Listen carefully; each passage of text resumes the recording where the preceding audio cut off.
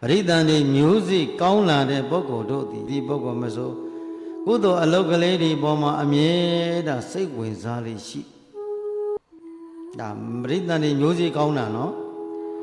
ပရိသန္တိမျိုးစိမကောင်းတဲ့ပုဂ္ဂိုလ်တွေကြပြန်တော့ကိုယ်လည်းဝါဒနာမှာပါသူတစ်ပါးကိုလည်းပဲတိုက်တွန်းမှုလို့ဆော်မှုမရှိဘူးအဲ့ဒီပုဂ္ဂိုလ်များရဲ့တန်တရာကြီးကြပြန်တော့ပြောစီရလားကြောက်စီရလားဒါပေမဲ့အဲ့ဒီပုဂ္ဂိုလ်သွားပြီးခင်ဗျာမကြောက်ဘူးလားလို့မေးကြည့်ဘာလို့ကြောက်ရမှာလဲနောက်ဘနောက်ဒီဘနောက်ဒီဘဒီခါနောက်ဘနောက်ဆံပေါ့ဟုတ်တယ်လား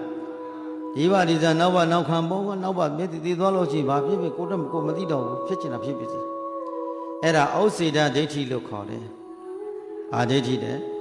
။ဒီဘဒီစားမယ်နောက်ဘနောက်ခံပေါ့ဆိုရင်အဲ့ဒါဩစေတဒိဋ္ဌိလို့ခေါ်။မာယွင်းသောအတွေးခေါ်တယ်။သိပြီးတော့နှမျောဖို့ကောင်းတဲ့ဘဝ။ဟုတ်တယ်လား